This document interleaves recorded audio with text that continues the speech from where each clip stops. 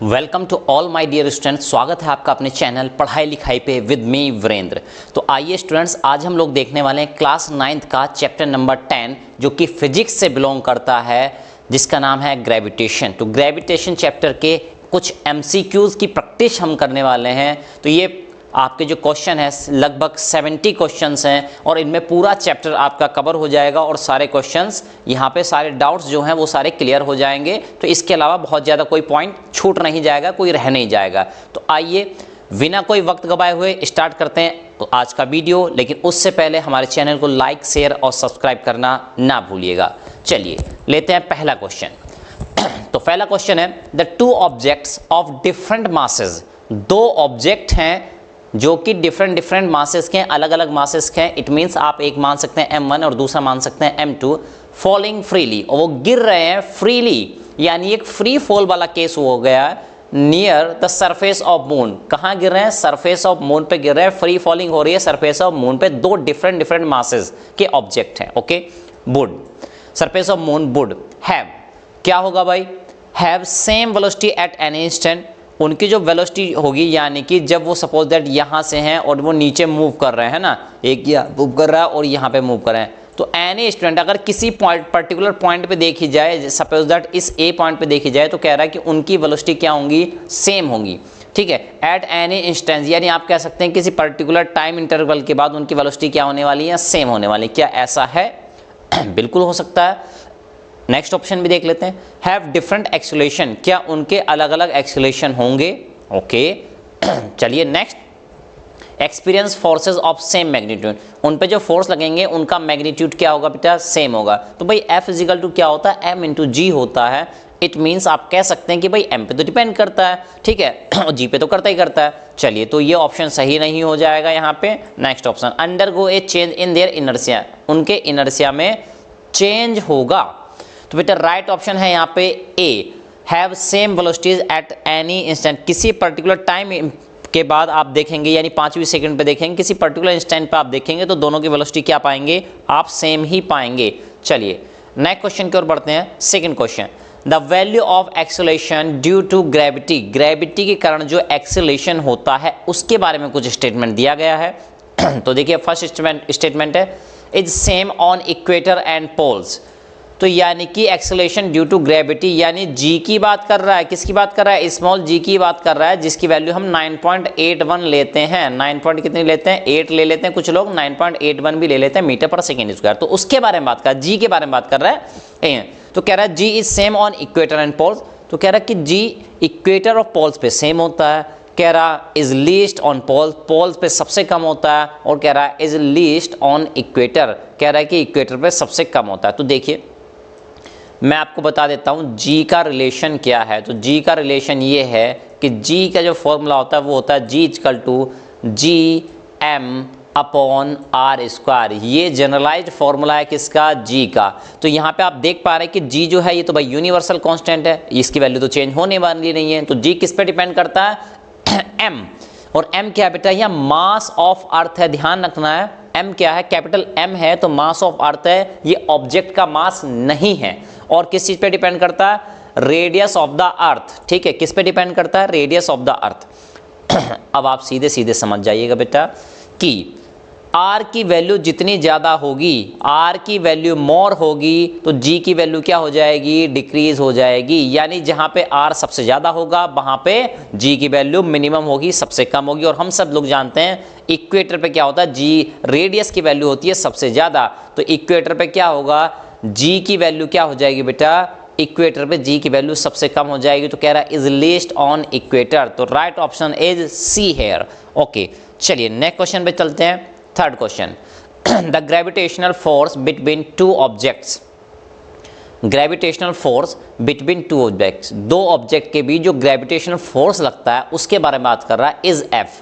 ठीक है, तो पहले हम जान लेते हैं ग्रेविटेशनल फोर्स का जो फॉर्मूला होता है। ठीक है, तो वो क्या होता है बेटा? वो होता है F इक्वल टू जी, और this is m1 and m2 और डिवाइड बाई आर स्क्वायर, या डी स्क्वायर भी आप कह लीजिए, उनके बीच की डिस्टेंस का स्क्वायर। तो ये जनरलाइज्ड फॉर्मूला होता है किसका? ग्रेविटेशनल फोर्स का। तो कह रहा है इसकी वैल्यू कितनी है? F है। ठीक है, दो ऑब्जेक्ट है, उनके बीच जो ग्रेविटेशनल फोर्स है उसकी वैल्यू कितनी है? F है। ठीक है, बहुत अच्छी बात। चलिए अब कह रहा है if masses of both objects are half, अगर दोनों मासेस को हाफ कर दिया जाए, यानी m1 की जगह भी रख दिया जाए m1/2, ठीक है, और m2 की जगह रख दिया जाए m2/2, ये दोनों चीज़ों को हाफ कर दिया जाए और कह रहा है, ठीक है, इस तरह से आप मान सकते हैं कि भाई g तो कांस्टेंट हो गया, तो m1 m2 को हाफ कर दिया जाए, ठीक है, without changing distance between them, और डिस्टेंस को कोई भी चेंज ना किया जाए, तो ऐसे ही रखा जाए। तो आप देख पा रहे हैं अगर इनको हाफ कर देंगे तो बेटा क्या आ जाएगा, f इक्वल टू, ये जो सेम थिंग आ रही थी ये चीज़ ऐसी रहेगी और नीचे एक फैक्टर और आ जाएगा, क्या, 4, यानी बाकी सारी चीज़ें तो ऐसी रहेंगी, g m1 m2, ठीक है, और डिवाइड बाई d² ऐसी रहेगा, लेकिन एक फैक्टर और आ जाएगा, दैट इज 1/4, ठीक है। तो ग्रेविटेशनल फोर्स वुड बिकम, तो क्या हो जाएगा ग्रेविटेशनल फोर्स, तो कह रहा है ए ऑप्शन F/4, तो हमारी कैलकुलेशन से यही आएगा, तो यही सही हो जाएगा। फिर भी बाकी के ऑप्शन भी हम लोग देख लेते हैं, सॉरी F/2, और ये क्या है F, और ये क्या है 2F, तो क्या सही बात है। If masses of both objects are half, दोनों मासेस को हाफ कर दिया है, without changing distance between them, कोई डिस्टेंस हमने चेंज नहीं की थी, दोनों मासेस को हाफ कर दिया, तो कितना हो जाएगा ये F/4 हो जाएगा। तो राइट ऑप्शन हो जाएगा इसका 3 का ए, ठीक है, 3 का क्या हो जाएगा, ए ऑप्शन इज करेक्ट। चलिए फोर्थ क्वेश्चन लेते हैं। ए boy is whirling A stone tied with a string. अब देखो भाई, जैसे मैं आपको बता देता हूँ, बचपन में हम क्या करते थे, एक रस्सी में पत्थर बांधा और उसको घुमाने लगते हैं ना, हाथ से पकड़ के उसको घुमाने लगते थे, तो वो एक सर्कुलर पाथ में घूमने लगता था, उसकी बात कर रहा है। बर्लिंग कर रहा है, घुमा रहा है। A boy is whirling a stone tied with string, रस्सी से बांधकर उसको गिरा रहा है, मतलब सॉरी घुमा रहा है। तो वो क्या कर रहा है, जैसे बचपन में हरकतें करते हैं वैसे ही ये भी कर रहा है, हॉरिजॉन्टल सर्कुलर पाथ, और वो किस में, एक हॉरिजॉन्टल सर्कुलर पाथ में घूम रहा है, ठीक है, बहुत अच्छी बात है, कोई दिक्कत नहीं। इफ द स्ट्रिंग ब्रेक्स, अगर स्ट्रिंग टूट जाए, है ना, स्ट्रिंग क्या हो जाए, रस्सी क्या हो जाए, टूट जाए, द स्टोन, तो स्टोन का क्या होगा भाई, तो देखो क्या ऑप्शन दिए, will continue to move in the circular path, तो क्या वो सर्कुलर पाथ में घूमता रहेगा, यानी आप ऐसे समझो भाई, ये बीच में एक स्टूडेंट है, कोई बॉय है, इसने एक रस्सी बांधी हुई है और यहाँ पे क्या है, यहाँ पे पत्थर है, ठीक है, अब वो घूम रहा है ऐसे, इस रास्ते में ऐसे घूमता जा रहा है, लेकिन अचानक से क्या हो जाए, ये ब्रेक हो जाए। तो आप देखो, सपोज दैट इस पॉइंट पर अगर ब्रेक हुआ, इस पॉइंट पे ब्रेक हुआ, तो पत्थर इधर चला जाएगा, क्या हो जाएगा, पत्थर इधर चला जाएगा, मतलब एक स्ट्रेट लाइन में ऐसे मूव कर जाएगा, टेंजेंशियली मूव कर जाएगा। तो देखते हैं क्या है, will become to move in the circular path, will continue to move in the circular path, क्या वो सर्कुलर पाथ में घूमता रहेगा, बिल्कुल नहीं घूमेगा भाई। Will move along a straight line, एक स्ट्रेट लाइन के अलोंग मूव करेगा, toward the centre of the circular path, वो कह रहा है सेंटर, इसके सेंटर की तरफ आने लगेगा, बिल्कुल नहीं आएगा, सेंटर से दूर भागेगा वो, है ना, तो दूसरा ऑप्शन भी गलत हो जाएगा। Next, will move along a straight line in tangential to the circular path, circular path का जो टेंजेंशियल, अब बेटा टेंजेंट क्या होता है तो आप जान लीजिए, जिस पॉइंट पे वो टच किया है, छू रहा था, उस पॉइंट पे कांटेक्ट में, जब वो रस्सी कट आउट हो गई उसकी, तो उस पॉइंट को टच करते हुए ना, उसके उस पॉइंट को छूते हुए जो एक लाइन खींची जाएगी, उसको कहा जाता है टेंजेंट। तो टेंजेंशियल डायरेक्शन में मूव कर जाएगा to the tangential line, tangential to the circular path, तो सर्कुलर पाथ के जो टेंजेंट होगा उसमें मूव कर जाएगा, बिल्कुल सही बात है। तो सी ऑप्शन सही हो जाएगा। डी ऑप्शन क्या, straight line perpendicular to the circular, circular path के परपेंडिकुलर, कह रहा है इस डायरेक्शन में, यानी यहाँ पे कट आउट हो तो यहाँ चला जाएगा, जी नहीं, बिल्कुल नहीं होगा, तो C option is correct. Next question, in the relation f equal to G M M upon D square the quantity g, तो g क्या है भाई, इसके बारे में बात कर रहा है, तो ये फॉर्मूला तो कई बार आने वाला है, चलिए देखते हैं क्या है। Depends on the value of g, यानी ये जो यूनिवर्सल यूनिवर्सल ग्रेविटेशन कांस्टेंट जो होता है कैपिटल G, वो स्मॉल g पे डिपेंड करता है at the place of observation, जिस प्लेस पे आप ऑब्जर्वेशन ले रहे हैं, उसकी काउंटिंग कर रहे हैं, मेजरमेंट कर रहे हैं, ठीक है भाई। चलो ये तो बिल्कुल सेटिस्फाई हमको नहीं लग रहा है।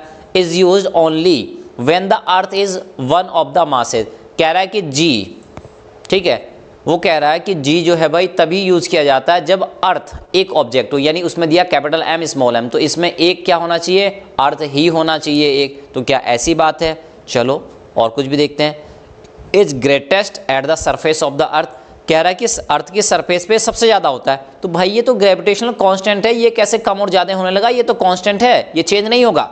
Next, is universal constant of nature, बिल्कुल सही बात है, फिफ्थ का हो जाएगा डी, यूनिवर्सल कांस्टेंट है भैया, कहीं ले जाओ इसको, कुछ नहीं होने वाला है इसका, ठीक है, तो फिफ्थ का हो जाएगा D option is correct. Next, law of gravitation gives the gravitational force between, law of जो ग्रेविटेशन होता है जिसका फॉर्मूला भी हमने अभी जस्ट देखा था, गिव्स द ग्रेविटेशन फोर्स, वो ग्रेविटेशन फोर्स की वैल्यू देता है बिटवीन, किस किस के बीच में, तो भाई ऐसे भी कोई कंडीशन थी क्या, किसी किसी के बीच में ही देगा ये, ठीक है, तो देखते हैं पहला ऑप्शन क्या, the earth and A point mass only, यानी एक अर्थ होनी चाहिए और दूसरा कोई पॉइंट मास हो, छोटा मास हो, ठीक है भाई, ऐसा तो नहीं है, उसने ऐसा तो नहीं कहा था कि एक मास अर्थ होना चाहिए, ठीक है, ऐसा तो कोई मैंडेटरी कोई चीज़ नहीं लगाई थी, कंडीशन नहीं लगाई गई थी।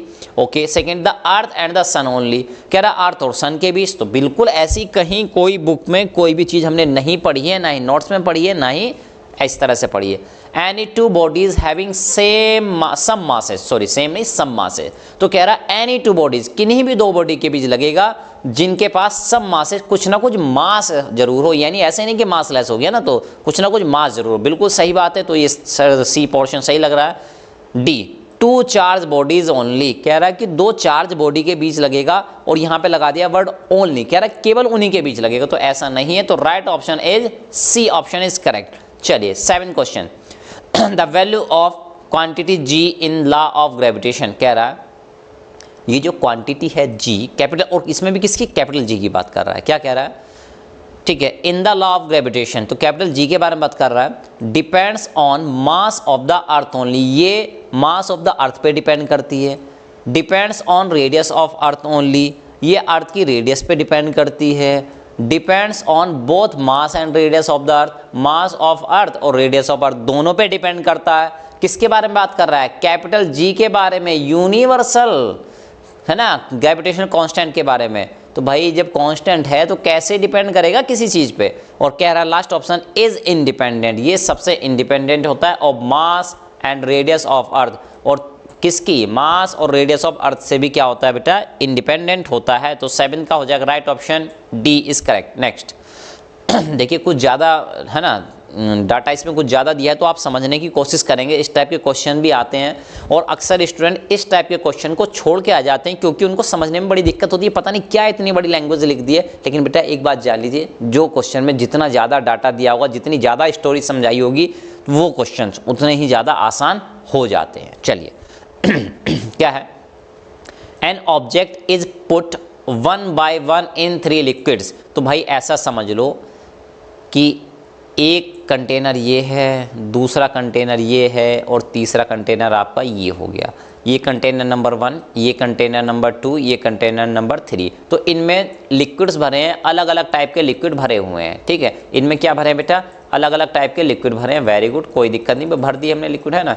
चलो अब क्या कह रहा है, the object floats in liquid 1 2 3, और कह रहा है कि जो ऑब्जेक्ट को उसमें डुबाया जाना था, तो वो क्या कर रहा है, फ्लोट कर रहा है, तैर रहा है, पहले वाले में भी तैर रहा है, दूसरे वाले में भी, और तीसरे वाले में, थर्ड वन में भी तैर रहा है, ठीक है, with 1 by 9 2 by 11 and 3 by 7 parts of their volumes outside,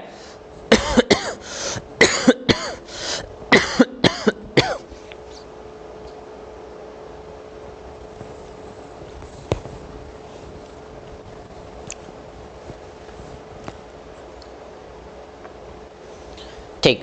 अब जब वो तैर रहा है तो उसने कह रहा है कि जब वो पहले वाले लिक्विड में तैर रहा है तो उसका 1 by 9 हिस्सा क्या है, बाहर है, ठीक है, of their volumes outside the liquid, यानी कुछ हिस्सा लिक्विड में डूबा हुआ है, कुछ हिस्सा क्या है, लिक्विड से बाहर है, और कुछ देखो इतना हिस्सा डूबा हुआ, सपोज दैट ये इतना हिस्सा डूबा है, और बाकी व्हाइट व्हाइट आपको दिखा रहा है, ये इतना हिस्सा बाहर है। अब क्या है, कह रहा है कि पहले वाले में 1 by 9 हिस्सा बाहर है, 1 by पार्ट क्या है, बाहर है, 1 by 9, तो बेटा 1 by 9 की अगर मैं वैल्यू निकालूंगा तो ये आएगी अराउंड 0.11 ऐसे करके कुछ आएगी। इसी तरह से 2 by 11 की मैं वैल्यू अगर निकालने जाऊंगा, अगर 2 by 11 की वैल्यू निकालने जाऊंगा तो ये आएगी 0.18 के आसपास आएगी, है ना, और आगे तक की वैल्यू हम नहीं लिख रहे हैं, हमारा इतनी में डिफरेंशिएशन हो जाएगा तो हम उतने की यूज़ कर रहे हैं, ठीक है।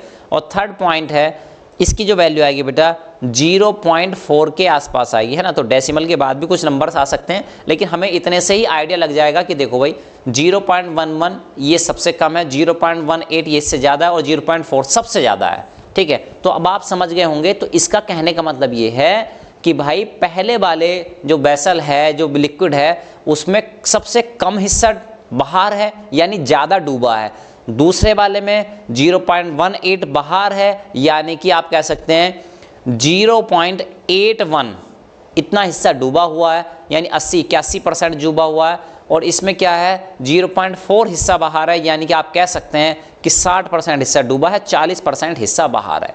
तो ये हमने एक जनरल ऑब्जर्वेशन इसमें देखी। ओके, अब क्या कह रहा है, of the liquid surface in liquids of densities, और इन लिक्विड की जो डेंसिटी है, पहले वाले की है D1, दूसरे वाले की डेंसिटी है D2 और तीसरे वाले की डेंसिटी है D3। चलो भाई, अब क्या कह रहा है विच of the following statement is correct, कौन सा स्टेटमेंट करेक्ट है कि भाई D1 ग्रेटर देन D2, इस तरह से, यानी D1 D2 D3 में कुछ रिलेशन दिए, ये इससे बड़ा है, ये उससे छोटा है, इस तरह से कुछ रिलेशन दिए हुए हैं। तो बेटा है ना, एक जनरल कॉन्सेप्ट मैं आपको बताना चाहता हूँ और आप इसको याद रखिएगा, ये बायोंसी, फ्लोटेशन है ना, ये जब भी कभी आएगा तो यहाँ पे काम आने वाला आपके। तो देखो बेटा क्या होता है, जो हल्का लिक्विड है, सपोज करो बहुत लाइट लिक्विड है, ठीक है, तो कोई ऑब्जेक्ट को जब डुबोया जाता है, जैसे आपने एक जनरलाइज क्वेश्चन सुना होगा कि भाई सी ओशियन में तैरना आसान होता है, फ्लोट करना आसान होता है, जबकि रिवर में तैरना उतना आसान नहीं होता, क्योंकि जो ओशन है, जो सी का वाटर है, उसकी डेंसिटी ज़्यादा होती है, वो ज़्यादा भारी होता है, यानी ज़्यादा भारी लिक्विड में अगर आप तैरोगे तो तैरना आसान हो जाएगा, क्योंकि वो बायोंसी फोर्स ज़्यादा लगाएगा। तो सिंपल सा एक कॉन्सेप्ट यहाँ से बनता है, जिस लिक्विड की डेंसिटी जितनी ज़्यादा, लिक्विड की डेंसिटी जितनी ज़्यादा, उसमें जो ऑब्जेक्ट है वो तैरेगा और ज़्यादा हिस्सा बाहर रहेगा, तैरेगा और ज़्यादा हिस्सा, भाई तैर रहा है तो ज़्यादा हिस्सा बाहर है, तो जिसमें ज़्यादा तैरेगा, अब देखो किस में ज़्यादा बाहर है पोर्शन, तो तीसरे वाले में पोर्शन सबसे ज़्यादा बाहर रहेगा, क्योंकि उसकी डेंसिटी भी क्या है, ज़्यादा। तो it means D3 is more, density D3 की ज़्यादा है, D2 की उससे कम है और D1 की इससे कम है। इसका मतलब ये हुआ D3 डेंसिटी सबसे ज़्यादा है, D3 से कम D2 है और D2 से कम D1 है। अब देखिए कौन सा ऐसा ऑप्शन है, तो ऐसा ऑप्शन है D option, that is D3 greater than D2, है ना। देखो बड़ा वाला ये साइन है ना, बड़ा वाला जिधर को होता है समझो वो बड़ा है, ठीक है, तो D3 बड़ा है किससे, D2 से, और D2 बड़ा है किससे, D1 से, तो राइट ऑप्शन इज D। चलिए next question, two particles are placed at some distance, दो पार्टिकल को प्लेस किया गया, रखा गया एट सम डिस्टेंस, कुछ डिस्टेंस पे, ठीक है भाई, पार्टिकल को है ना बिल्कुल पास पास में अगल बगल नहीं रखा है, थोड़ा हटा के रखा है, ठीक है। If the mass of each of the object, each of the two particle is double, अगर दोनों का मास डबल कर दिया जाए, keeping the distance between them unchanged, यानी कि मास को डबल कर देना, पहले वाले ऑब्जेक्ट का भी मास डबल कर दो, दूसरे वाले ऑब्जेक्ट का मास डबल कर दो, देन अनचेंज, और डिस्टेंस को अनचेंज रखना, डिस्टेंस को कुछ नहीं करना, the value of gravitation force between them will be, तो उनके बीच ग्रेविटेशन फोर्स की जो वैल्यू हो जाएगी वो कितनी हो जाएगी। तो बेटा देखो हमने पहले भी ये फॉर्मूला लिख चुके हैं कि F equal to G, F equal to क्या होता है G, और यहाँ पे हो जाएगा आपका M1, यहाँ पे हो जाएगा M2, ठीक है, M1 M2 और डिवाइड बाई D स्क्वायर, ठीक है। अब आप समझिए D को तो ये चेंज नहीं कर रहा है, एज इट इज़ है, M1 इसको डबल कर दे रहा है, M2 को भी डबल कर दे रहा है, तो इट मीन्स आप जब देखो, जब मैं M1 की जगह 2M1 रखूंगा तो एक 2 यहाँ से आएगा, एक 2 यहाँ से आएगा, दैट इज यहाँ पे 4 आ जाएगा, और बाकी पूरा पोर्शन यही रहेगा। तो फोर्स क्या हो जाएगा बेटा, पहले से 4 गुना हो जाएगा, कितना हो जाएगा, 4 टाइम्स हो जाएगा। तो 4 टाइम्स कहीं पे है क्या, ये तो 1/4 है, जस्ट परेशान करने के लिए आपको, ताकि कंफ्यूजन में घिर जाओ और 1/4 जल्दी जल्दी में गलती करके चले आओ, ठीक है। तो right option is 4 time, that is B option is correct. Next, the atmosphere is held to the earth by, ये जो हमारा एटमोस्फियर है, ये जो एयर है, ठीक है, ये क्या है, हेल्ड, रोके हुए है, मतलब कैसे होल्ड है, यहाँ की गैस एस्केप क्यों नहीं कर जाती, मून पे क्यों नहीं चली जाती यहाँ से एस्केप करके, ये अर्थ के ये से बंधी क्यों रहती हैं, कनेक्ट क्यों रहती हैं, ठीक है। तो कह रहा है कि atmosphere is held to earth, earth से जुड़ा रहता है, कनेक्ट रहता है, क्यों, वाई, किसके कारण, कह रहा है ग्रेविटी के कारण, विंड के कारण, क्लाउड्स के कारण, अर्थ एंड मैग्नेटिक फील्ड के, अर्थ मैग्नेटिक फील्ड के कारण। तो राइट ऑप्शन है बेटा ग्रेविटी, किसके कारण, ग्रेविटी के कारण, क्योंकि हम जानते हैं कि अर्थ क्या करती है, किसी भी ऑब्जेक्ट को अपनी और अपने सेंटर की ओर अट्रैक्ट करती है, खींचती है, तो उसी से क्या होता है, ये सारी चीजें भी बंद ही रहती हैं। चलिए next, the force of attraction between 2 unit point masses, अब आप यहाँ पे समझिए, फोर्स ऑफ अट्रैक्शन बिटवीन किस किस के बीच, 2 यूनिट पॉइंट मासेज, यूनिट का मतलब है 1 है ना, वो जब भी कहे यूनिट तो आप समझिए 1, और भाई मास कितने होते हैं किलोग्राम में, ठीक है। तो पहला है 1 किलोग्राम, दूसरा भी क्या है 1 किलोग्राम, ठीक है। Separated by a unit distance, और उनके बीच की डिस्टेंस कितनी है यूनिट डिस्टेंस में डिस्टेंस की यूनिट क्या होती है भाई मीटर होती है। तो यहाँ पे पहला वाला भी 1 किलोग्राम था, दूसरा वाला भी 1 किलोग्राम है, और जो बीच की डिस्टेंस है वो कितनी है यूनिट डिस्टेंस है, मीन्स 1 मीटर। कितनी है बेटा 1 मीटर। तो इन सारी वैल्यू को आप रख दो तो ग्रेविटेशनल फोर्स की जो वैल्यू आ जाएगी वो किसके बराबर होगी, चलिए मैं आपको रख के दिखाता हूँ वैल्यू। तो ये आ जाएगी बेटा F इक्वल टू G नहीं दी है इंटू m1 की वैल्यू है 1, m2 की वैल्यू है 1, और डिवाइड बाय नीचे d की वैल्यू है 1 का स्क्वायर। तो देखो भाई 1 का स्क्वायर तो 1 आ जाएगा, 1 हो गया, तो f की वैल्यू किसके बराबर आएगी, तो f आ जाएगा यहाँ पे बेटा किसके बराबर, g के बराबर आ जाएगा। और g क्या है यूनिवर्सल ग्रेविटेशनल कांस्टेंट। तो कहीं ऐसा ऑप्शन है, फर्स्ट वाला नहीं है, सेकंड वाला नहीं है, ग्रेविटेशनल फील्ड है, universal gravitation constant, that is d के इक्वल हो जाएगा। तो 11 का हो जाएगा बेटा D option is correct. 12th question क्या है बेटा, the weight of an object, एक ऑब्जेक्ट का weight at the centre of the earth of radius r, यानी अर्थ के सेंटर पे कितना हो जाएगा जबकि अर्थ की रेडियस कितनी हो r हो, ठीक है भाई। कितना हो जाएगा देखो, कह रहा है कि 0 हो जाएगा, कह रहा है इनफाइनाइट हो जाएगा, कह रहा है कि r टाइम्स हो जाएगा, r गुना हो जाएगा किसका, the weight at the surface of the earth, यानी जितना सरफेस पे उसका r गुना हो जाएगा। कह रहा है कि 1/r² टाइम्स हो जाएगा weight at surface of the अर्थ।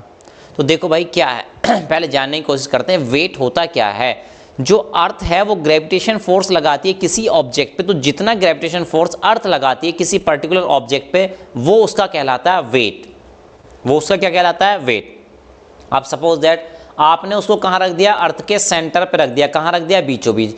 इस केस में क्या होगा बेटा, इस केस में अगर थ्योरेटिकली बात करें तो भाई F is equal to G m1 m2 upon r² से, तो r की वैल्यू यहाँ पे कितनी होगी, सेंटर पे रख दिया तो r की वैल्यू 0 हो जाएगी, तो इनफाइनाइट आना चाहिए। लेकिन होता क्या है इन दैट केस कि भाई अर्थ का जो आधा हिस्सा है यानी ऊपर वाला हिस्सा है ये इसको अपनी साइड खींचने की कोशिश करता है, ठीक है, और नीचे वाला जो हिस्सा है ये इसको अपनी साइड खींचने की कोशिश करता है। तो ऊपर वाला हिस्सा और नीचे वाला हिस्सा दोनों इक्वल एंड अपोजिट फोर्स लगाते हैं, तो कुल मिला के इस पे कोई भी ग्रेविटेशन फोर्स नहीं लगता है, दैट इज 0 ग्रेविटेशन फोर्स लगता है। इस वजह से इसकी वैल्यू क्या हो जाएगी बेटा 0। तो right option is a, that is 0। चलिए next question, an object wait 10 Newton in air, यानी एक ऑब्जेक्ट को तोला गया, मेजर किया गया, उसका वेट तो कितना है 10 न्यूटन। कब, हवा में। तो हम लोग एयर में ही तोलते हैं, हम एयर में ही मेजर करते हैं बाय डिफॉल्ट, है ना। तो भाई एटमॉस्फेयर में रहते हैं तो उसी में मेजर भी करते हैं, ठीक। व्हेन इमर्ज्ड, जब उसको डुबोया जाता है किस में, फुली और पूरी तरह कंप्लीटली डुबोया जाता है, इमर्ज किया जाता है इन वाटर, वाटर में, इट वेट ओनली 8 न्यूटन। तब उसका वेट कितना आ रहा है, उसका वेट आ रहा है उस टाइम पे कितना 8 न्यूटन आ रहा है। यानी आप समझो एयर में डुबो रहे हो तो 10 न्यूटन, वाटर में डुबो रहे हो तो 8 न्यूटन। तो यानी वाटर में डुबोने की वजह से, इमर्ज करने की वजह से उसमें 2 न्यूटन के फोर्स की कमी आ गई है। क्या आ गई है, 2 न्यूटन के फोर्स की कमी आ गई है। इट मीन सीधा सीधा सा ये मीनिंग हुआ, जब वाटर में डुबाया जाता है तो कहीं ना कहीं 2 न्यूटन का फोर्स उस पे अपवार्ड डायरेक्शन में लग रहा है। 2 न्यूटन का फोर्स क्या है, जो कमी आई है, यानी वेट तो भाई जो था वो लगेगा ही, लेकिन 2 न्यूटन कम फील हो रहा, तराजू में तोल के देख रहे हैं तो रीडिंग कम आ रही है, इसका मतलब 2 न्यूटन ऊपर की डायरेक्शन में एक फोर्स लग रहा है, ठीक है।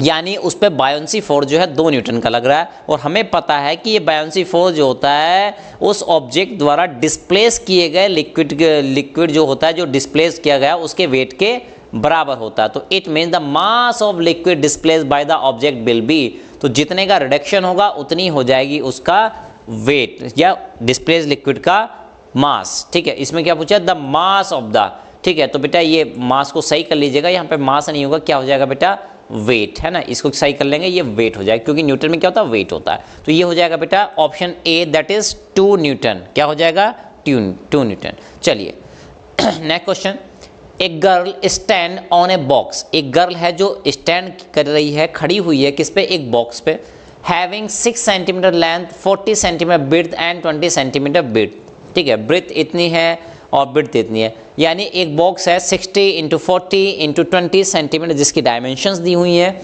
ठीक है।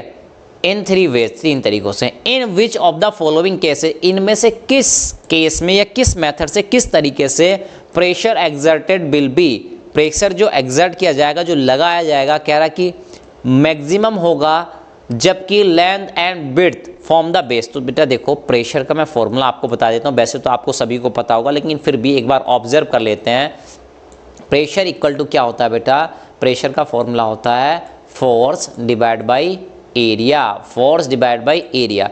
तो अब इसमें क्या कह रहा है, मैक्सिमम, तो आप समझो एरिया मिनिमम होगा, एरिया की वैल्यू कम से कम रखेंगे, यानी डिवाइड वाली वैल्यू जो होती है नीचे जो है, ये वैल्यू जितनी कम से कम होगी एरिया उतना कम होगा। इट मीन्स प्रेशर की वैल्यू उतनी ज़्यादा आएगी। एरिया और प्रेशर एक दूसरे से इनवर्सली रिलेट करते हैं, तो इट मीन्स एरिया को कम कर दो तो प्रेशर ऑटोमेटिक बढ़ जाएगा। अब खुद ही सोचो भाई, 60 × 40 ये एक एरिया हुआ है ना, 40 × 20 दूसरा एरिया ये हुआ, और 20 × 60 ये तीसरा एरिया हुआ। तो सबसे कम कब आएगा एरिया, जब 40 × 20 यानी 40 × 20 होगा।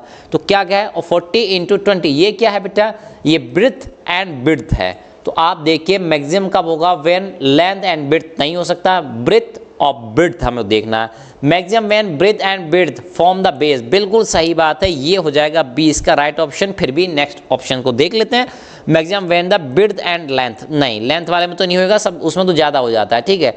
The same in all dimension above 3 cases, कह रहा है कि सब में सेम होगा। तो भाई ऐसे कैसे हो जाएगा सेम भाई एरिया की वैल्यू वेरी करेगी तो क्या होगा, सेम कैसे हो जाएगा बेटा, है ना। तो राइट ऑप्शन इज बी। चलिए 15 question, an apple falls from a tree, एक एप्पल पेड़ से गिरा, तो भाई जाहिर सी बात है पेड़ से ही गिरेगा, है ना, अब ऐसा थोड़ी आसमान से टपकेगा। चलिए, a tree because of gravitational attraction, किसके कारण गिरा, ग्रेविटेशनल अट्रैक्शन के कारण, यानी जो अर्थ है वो फोर्स लगा रही एप्पल पे अपनी डायरेक्शन में, अपनी तरफ खींचने की कोशिश कर रही है, ठीक, अच्छी बात है। तो ये फोर्स ऑफ अट्रैक्शन होता है, बिल्कुल अच्छी बात है, कोई दिक्कत नहीं। Between the earth and the Apple, gravitational attraction between the earth and Apple, क्यों, क्योंकि एप्पल के और अर्थ के बीच में ग्रेविटेशनल फोर्स या ग्रेविटेशन अट्रैक्शन फोर्स लग रहा था, सही बात है। If F1 is the magnitude of the force exerted by the earth on the Apple, अगर अर्थ लगा रही है, अर्थ एक्सर्ट कर रही है एप्पल पे फोर्स जिसकी वैल्यू कितनी है F1, यानी अर्थ जो फोर्स लगा रही है एप्पल पे वो है F1, और एप्पल जो फोर्स लगा रहा है अर्थ पे वो कितना है F2, ठीक है। इसमें लिखा F2 is the magnitude of the force exerted by Apple on earth, यानी जो अर्थ लगा रही है एप्पल पे वो है F1, और जो ये क्या कहते हैं एप्पल लगा रहा है अर्थ पे वो क्या है F2। तो अब इन F1 और F2 में रिलेशन बताइए, क्या रिलेशन होगा। तो कह रहा F1 is very small, F1 जो लगेगा यानी जो अर्थ लगा रही है एप्पल पे बहुत कम होगा, है वेरी मच ग्रेटर, सॉरी क्या कह रहा है, F1 is very much greater, तो यानी जो अर्थ लगा रही है एप्पल पे बहुत ज़्यादा होगा, किससे ज़्यादा होगा, F2 से, ओके। दूसरा ऑप्शन देखते हैं, F2 is very small greater than F1, तो F2 is very much greater, F2 क्या होगा, बहुत ज़्यादा होगा। दोनों ऑप्शन क्या होगा बेटा, नहीं उल्टे हो गए, है ना, यहाँ पे F2 यहाँ पे F1, इसका जस्ट रिवर्स कर दो। तो देखो बेटा सुन लो, हमने कहा था कि gravitational acceleration, sorry gravitational force का जो फॉर्मूला होता है F is equal to G_m1 m2 upon r²। तो ये फोर्स किसके लग रहा है, क्या M1 लगा रहा है M2 पे, या M2 लगा रहा है M1 पे, या M1 M2 दोनों एक दूसरे पे लगा रहे हैं। तो ये बेटा फोर्स जब भी दो ऑब्जेक्ट के बीच लगता है तो दोनों ऑब्जेक्ट एक दूसरे पे सेम अमाउंट का फोर्स लगाते हैं, यानी कि चाहे कोई ऑब्जेक्ट बड़ा हो चाहे कोई ऑब्जेक्ट छोटा हो, जब इनके बीच फोर्स लगेगा तो उसकी वैल्यू सेम होगी, उस फोर्स की वैल्यू क्या होगी, सेम।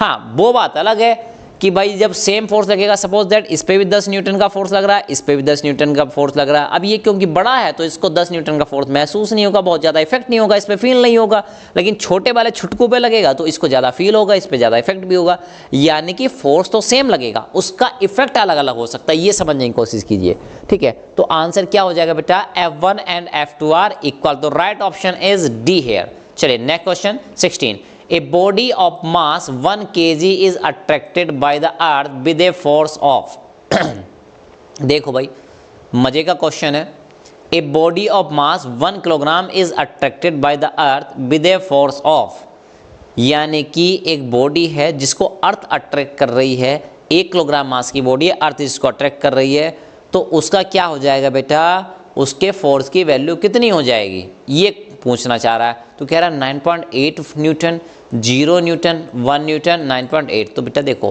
फोर्स का फॉर्मूला क्या होता है, F equal to m into g. क्या होता है, F equal to m into ji.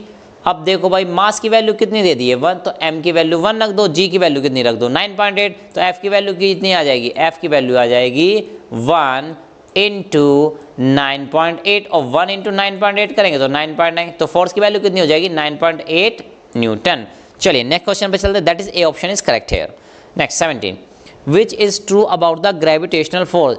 Gravitational force के बारे में कौन सी चीज सही है, कौन सा स्टेटमेंट सही है बिटवीन टू ऑब्जेक्ट, दो ऑब्जेक्ट के बीच। तो कह रहा है attractive at large distance only, यानी जब ऑब्जेक्ट दूर दूर होते हैं तो ये जो फोर्स होता है ग्रेविटेशनल फोर्स ये अट्रैक्टिव होता है, यानी एक दूसरे को ऑब्जेक्ट्स अट्रैक्ट करते हैं, एक अपनी तरफ खींचने की कोशिश करते हैं। ओके, और यहाँ पे लिख दिया ओनली, केवल ऐसा ही होता है। दूसरे में कह रहा है अट्रैक्टिव एट स्मॉल डिस्टेंस, यानी जब पास पास रखते हैं उनके बीच की डिस्टेंस स्मॉल होती है तब अट्रैक्टिव होता है। अरे वाह, क्या बात कह रहा है भाई, हमने तो ऐसा कहीं नहीं पढ़ा था। नेक्स्ट कह रहा है अट्रैक्टिव एट ऑल डिस्टेंसेज, यानी कि ये अट्रैक्टिव ही होता है चाहे किसी डिस्टेंस पे आप रख दो, तो बिल्कुल सही, ये ऑप्शन सही है। Next attractive at large distance but repulsive at small distance, कह रहा है कि अट्रैक्टिव होता है जब ज़्यादा दूर रखे होते हैं और जब पास पास होते हैं तो रिपल्सिव होता है। तो भाई ऐसा कुछ नहीं, रिपल्सिव तो हमने वर्ड ही नहीं सुना है, तो it means C option is correct here. Next the ball is thrown up, एक गेंद है जिसको ऊपर की साइड में फेंका गया। द वैल्यू ऑफ जी, तो ग्रेविटेशनल एक्सेलेरेशन की जो वैल्यू होती है उसके बारे में कुछ दिया गया कि कितनी होगी।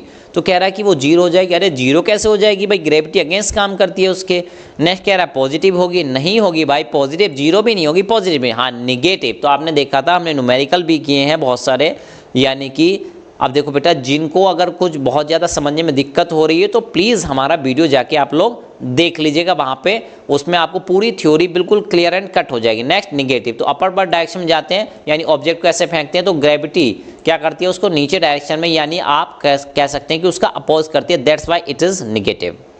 Next question, the gravitational force causes, gravitational force की वजह से होता है, ठीक है, क्या टाइड्स आते हैं जिसको हम क्या कहते हैं भाई, टाइड्स को क्या बोला जाता है, हाई टाइड्स लो टाइड्स बोला जाता है ना, ठीक है, यानी कि ज्वार भाटा जिसको बोलते हैं, ये बात कर रहा है। Next motion of moon, motion of moon होता है इसकी वजह से, टाइड्स आते हैं मोशन ऑफ मून होता है, तो ये बात भी सही है। It means both A and B are true, both A and B are true. 19 का हो जाएगा बेटा, डी ऑप्शन इज करेक्ट। चलिए next, the mass of the object on moon is आप देखो बेटा क्वेश्चन को ध्यान से पढ़ना, कह रहा है the mass of A object, किसी ऑब्जेक्ट का मास या किसी बॉडी का मास ऑन मून, मून पे कितना है 40 किलोग्राम, मून पे है 40 केजी। किसका, किसी ऑब्जेक्ट का मास 40 केजी है, कहाँ पे, मून पे। What will be the mass of mass on the earth, तो इसका मास अर्थ पे कितना होगा। ऑप्शन दिया है 40 केजी, ऑप्शन दिया 392 केजी, सॉरी यहाँ पे दिया 40 केजी, यहाँ पे दिया 392 न्यूटन, यहाँ पे दिया 240 न्यूटन, यहाँ पे दिया केजी। तो देखो बेटा मास की बात कर रहा है, और हम आपको बता चुके हैं मास नेवर चेंजेस, ये एब्सोल्यूट क्वांटिटी है, मून पे ले जाओ कहीं ले जाओ मास चेंज नहीं होता है। तो कितना रहेगा, ये 40 केजी रहेगा। तो ये बाकी सारे ऑप्शन गलत हो जाएंगे, तो यहाँ पे मास पूछा है ना कि वेट, ठीक है, ये पॉइंट क्लियर करने के लिए क्वेश्चन दिया गया था। चलिए next 21, Newton's law of gravitation valid for, Newton का जो लॉ है, ये ग्रेविटेशन का फॉर्मूला भी जो दिया है वो किसके लिए वैलिड है, किसके लिए सही रहता है। तो कह रहा है स्मॉल बॉडीज ओनली, यानी जो छोटी छोटी बॉडीज होती हैं उनके लिए केवल, प्लांट्स के लिए केवल, कह रहा all bodies irrespective of their size, कोई लेना देना नहीं है साइज कैसा है, छोटा है बड़ा है, सभी बॉडी पे काम करेगा। तो राइट ऑप्शन इज दिस। और फोर कह रहा था कि फॉर सोलर सिस्टम ओनली, नहीं तो ऐसा नहीं है, तो all bodies, that is C option is correct. Next, the distance between two bodies become 6 time, दो ऑब्जेक्ट के बीच की जो डिस्टेंस है वो कितनी हो गई, 6 गुनी हो गई, यानी पहले से 6 टाइम्स हो गई है देन द यूजुअल डिस्टेंस, पहले की जितनी हुआ करती थी उससे।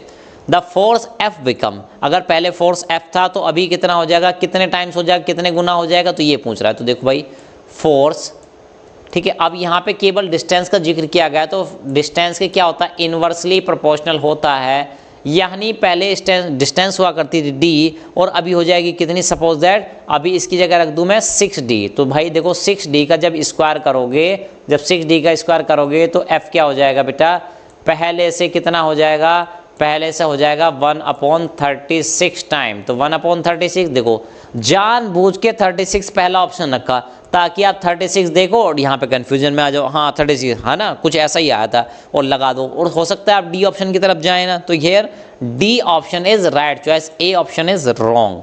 तो 22 का हो गया बेटा डी ऑप्शन। चलिए नेक्स्ट ऑप्शन की तरफ बढ़ते हैं, क्वेश्चन की तरफ। Acceleration due to gravity on the earth depends upon.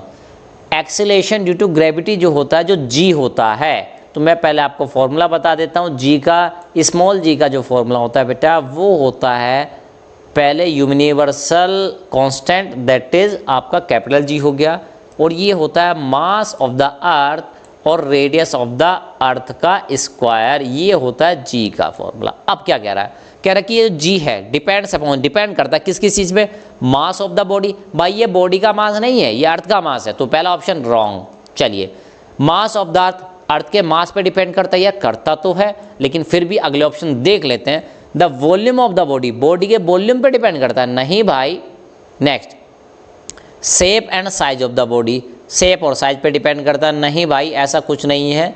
ऐसा हो सकता है कि दो बॉडी हो भाई, उनकी शेप और साइज डिफरेंट हो, लेकिन क्या हो उनका, भाई क्या हो सकता है, उनका वेट डिफरेंट हो सकता है या मास डिफरेंट हो सकता है। तो क्या उस पर डिपेंड करता है, नहीं करता। उस पर किस चीज़ पे डिपेंड करता है, मास ऑफ द अर्थ पे डिपेंड करता है, रेडियस ऑफ द अर्थ पे डिपेंड करता है, यानी उनके दोनों के बीच की डिस्टेंस कितनी है। चलिए तो राइट ऑप्शन हो जाएगा बेटा इसके लिए कौन सा, मास ऑफ द अर्थ। 23 का हो जाएगा बेटा B option is correct. Next acceleration due to gravity, फिर वही question, acceleration due to gravity, gravity के कारण जो एक्सेलरेशन होता है, अर्थ डिपेंड ऑन, अर्थ का जो होता है on the earth depends upon, किसके कारण है ना, तो भाई किसके कारण डिपेंड करता है, किस पे डिपेंड करता है, कैसे डिपेंड करता है।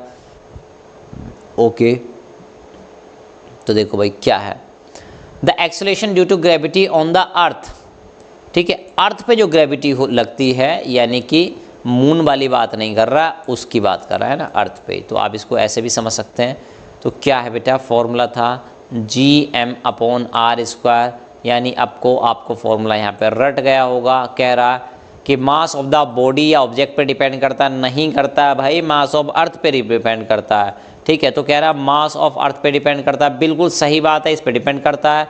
रेडियस ऑफ द अर्थ पे डिपेंड करता है, बिल्कुल करता है। तो और बोथ बी एंड सी, तो both B and C is right choice है, हो जाएगा ये आपका B and C, that is C, D option is correct. Next the pressure exerted by man on earth is minimum when, एक आदमी है, एक है ना पर्सन है, वो अर्थ पे जो प्रेशर लगा रहा है उसकी वैल्यू मिनिमम होगी, सबसे कम होगी। तो भाई पहले प्रेशर का फॉर्मूला देखते हैं, मिनिमम मैक्सिमम तो बात की बात है। तो प्रेशर का जो फॉर्मूला होता है बेटा, वो होता है फोर्स, क्या होता है बेटा, फोर्स डिवाइड बाय एरिया। तो देखो भाई आपको साफ साफ दिखाई दे रहा है, फोर्स और एरिया एक दूसरे के इन्वर्सली प्रोपोर्शनल है। इन्वर्सली प्रोपोर्शनल है मतलब एक चीज़ बढ़ेगी तो दूसरी घटेगी, एक घटेगी तो दूसरी बढ़ेगी। इसका मीन्स क्या हुआ बेटा, एरिया अगर बढ़ेगा, एरिया की वैल्यू बढ़ेगी तो प्रेशर की वैल्यू क्या हो जाएगी, कम। तो अब देखना एरिया सबसे कम किस केस में है, ठीक है। सॉरी इसने क्या पूछा, man on earth is minimum, सबसे कम प्रेशर कब होगा।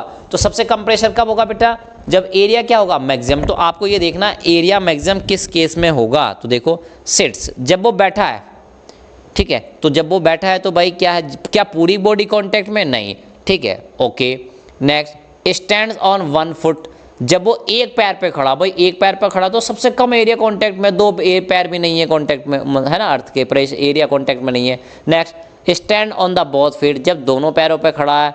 Next lies on the ground, जब ग्राउंड पे लेट गया, जब लेट गया तो उसका पूरा पोर्शन क्या है, अर्थ के कांटेक्ट में, मतलब एरिया ज़्यादा कांटेक्ट में, एरिया इंक्रीज होगा तो बेटा प्रेशर क्या हो जाएगा, मिनिमम हो जाएगा। प्रेशर क्या हो जाएगा, मिनिमम। तो lies on ground, D option is correct, fourth option is correct. Next the weight of an object on the moon surface is, अब देखो बेटा पहले मास की बात की थी, अब बात कर रहा है किसकी, वेट की। तो पहले हमने मास को कहा था कि भाई मास चेंज नहीं रहता तो सेम रहता है, लेकिन अब क्वेश्चन में परिवर्तन कर दिया गया है, क्वेश्चन में वर्ड यूज किया गया वेट। तो कह रहा है the weight of an object on the moon surface is, ठीक है।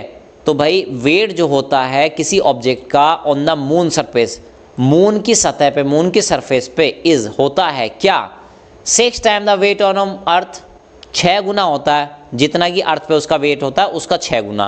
अब कह रहा 1/5 यानी जितना अर्थ पे होता है उसका 1/5 होता है, 1/5 होता है। कह रहा है कि वेट ऑन अर्थ, जितना अर्थ पे वेट होता है उसका कितना होता है 1/6 होता है। तो बिल्कुल ये ऑप्शन आपका क्या हो जाएगा 26 का C option is correct. Next, mass per unit volume, यानी कि मास पर यूनिट वॉल्यूम मतलब वॉल्यूम से डिवाइड कर देना है। मास डिवाइड बाय वॉल्यूम, इसको क्या कहते हैं बेटा, मुझे ध्यान आ रहा है, इसको रो से डिनोट करते हैं और इसको शायद डेंसिटी कहते हैं। याद आया बेटा? हाँ, तो इसको कहते हैं हम डेंसिटी।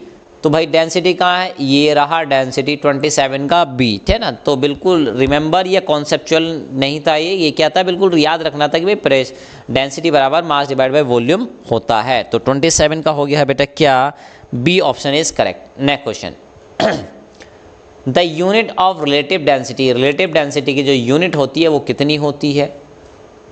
ठीक, तो देखो बेटा रिलेटिव डेंसिटी जो होती है वो density of the object to the density of the standard fluid की बात करते हैं इस तरह से, यानी एक डेंसिटी डिवाइड बाय दूसरी डेंसिटी, इस तरह से आप फॉर्मूला लगाते हैं। तो भाई जब डेंसिटी रहेंगी तो वो क्या हो जाएंगे, एक दूसरे की यूनिट को कैंसिल आउट करेंगे, दैट इज कोई भी यूनिट नहीं होगी। तो ऐसा कोई दिया है कोई भी यूनिट नहीं है, तो यहाँ पे एक ही ऑप्शन दिखाई दे रहा है बेटा, no unit, that is D option is correct. Next question, what will happen when a body of relative density more than that of water is dropped into water, यानी ऐसे कह रहा है कि भाई क्या होगा जबकि, कब की, जबकि, तो जब वाटर से भारी, वाटर से ज़्यादा डेंसिटी वाली चीज़ वाटर में डुबो दी जाए।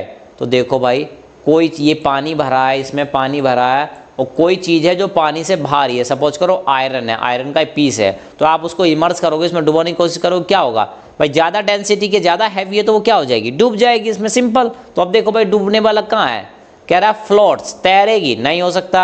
सिंक्स, डूब जाएगी, हाँ ये हो सकता है। सिंक्स इनटू द वाटर, कह रहा है वाटर में डूब जाएगी, बिल्कुल डूब जाएगी, सही ऑप्शन है बी। फिर भी और ऑप्शन भी चेक कर लेते हैं, suspends eight the surface of the water, यानी कि वाटर की सतह पे रहेगी जस्ट, है ना, जस्ट क्या रहेगी, वाटर की सतह पे रहेगी, ना तो डूबेगी और ना ही ऊपर तैरेगी, यानी जस्ट ये समझो वाटर की सतह से टच ही है वो। ओके, नेक्स्ट, सिंक इनटू और सस्पेंड, कह रहा है सिंक और सस्पेंड हो सकती है, नहीं भाई, तो right option is here B. 29 का क्या हो जाएगा बेटा, B option. Next question, pressure applied at any point, किसी पॉइंट पे जो प्रेशर लगता है, लगाया जाता है, of the liquid is transmitted, liquid के द्वारा, ठीक है, ट्रांसमिटेड या लिक्विड पे जो लगाया जाता है, सॉरी क्या होगा यहाँ पे, लिक्विड पे जो लगाया जाता है, ट्रांसमिटेड इक्वली, वो इक्वली बराबर रूप से ट्रांसमिट हो जाता है, बढ़ जाता है, and distributed in all direction, सभी डायरेक्शन में बराबर बराबर डिस्ट्रीब्यूट हो जाता है। इसका मतलब ये हुआ कि भाई जैसे इसमें कोई लिक्विड भरा था, इसमें क्या भरा था बेटा, कोई लिक्विड भरा था, ठीक है। अब ये लिक्विड क्या करेगा, सपोज दैट ये पॉइंट है, ठीक है, तो इस पॉइंट पे क्या होगा बेटा, है ना, इतना भार इसके ऊपर है, इतना फोर्स इसके ऊपर है, तो क्या होगा, आप सपोज दैट इस डायरेक्शन में देखें, इसमें देखें, इधर देखें, तो किसी पॉइंट पे यानी किसी पर्टिकुलर हाइट पे, इस हाइट पे जैसे देखने चाह रहे हैं, तो इस पर्टिकुलर हाइट पे कहीं भी ले लीजिएगा तो वो क्या रहेगा, सेम रहने वाला है। क्या रहने वाला है, सेम रहेगा, प्रेशर पर्टिकुलर डायरेक्शन में इक्वली डिस्ट्रीब्यूट हो जाता है। तो ऐसा था क्या कहीं भाई, और हाँ उसने क्या कहा, दिस इज नोन है, इस नियम को, इस लॉ को क्या कहते हैं हम। तो राइट ऑप्शन क्या हो जाएगा बेटा, पहले देख लेते हैं। ऑप्शन में न्यूटन्स लॉ दिया है, पास्कल लॉ दिया है, आर्किमिडीज प्रिंसिपल दिया है, यूनिवर्सल लॉ ऑफ ग्रेविटेशन दिया है। तो भाई क्या हो जाएगा राइट ऑप्शन, तो यहाँ पे राइट ऑप्शन हो जाएगा बेटा B, that is Pascal law. तो भाई क्या कह रहा है, earth moves around the sun, earth sun के चारों तरफ घूमती है, ड्यू टू विच फोर्स, किस फोर्स के कारण, कह रहा फ्रिक्शन फोर्स के कारण, उनमें घर्षण होता है, फ्रिक्शन होता है, जी नहीं, तो ये ऑप्शन गलत हो जाएगा। नेक्स्ट, स्टैटिक फोर्स, रुका हुआ फोर्स, ये क्या बात हुई भाई, ये कौन सा फोर्स होता है, ठीक है। तो आप जान लीजिए कि भाई हमारे 9th क्लास के सिलेबस के हिसाब से तो हम इनको फोर्सेस को मानेंगे ही नहीं। नेक्स्ट है अप्लाइड फोर्स, अप्लाइड फोर्स भाई जो लगता तो सभी हैं। नेक्स्ट है ग्रेविटेशनल फोर्स, तो राइट ऑप्शन हो जाएगा ग्रेविटेशनल फोर्स, यानी बाकी सब ऑप्शन के कंपैरिजन में this is the better option. चलिए 32, स्कूल बैग्स है ब्रॉडर बेस, यानी स्कूल बैग जो होते हैं उनका बेस जो होता है ब्रॉडर होता है, मतलब ऐसे समझो भाई, यानी ये ऐसे होने चाहिए, ठीक है, यानी ये जो बेस है इनका, है ना, ये जो तली है बेस है, ये क्या होता है, ब्रॉड होता है, चौड़ा होता है ज़्यादा। क्यों कि भाई चौड़ा रहेगा तो आप समझो चौड़ा रहेगा तो इसका एरिया क्या रहेगा, ज़्यादा रहेगा। ज़्यादा एरिया रहेगा तो प्रेशर क्या रहेगा, कम। तो प्रेशर को रिड्यूस करने के लिए, कम करने के लिए, तो देखो किसको रिड्यूस करने के लिए यहाँ पे दिया था, pressure, weight, air resistance, normal resistance, reaction. तो right option is first. Next, a sharp edge blade is more effective. एक शार्प एज ब्लेड होता है, जैसे नया नया ब्लेड लेके आया, उसकी धार होती है बिल्कुल, है ना, शार्प होती है।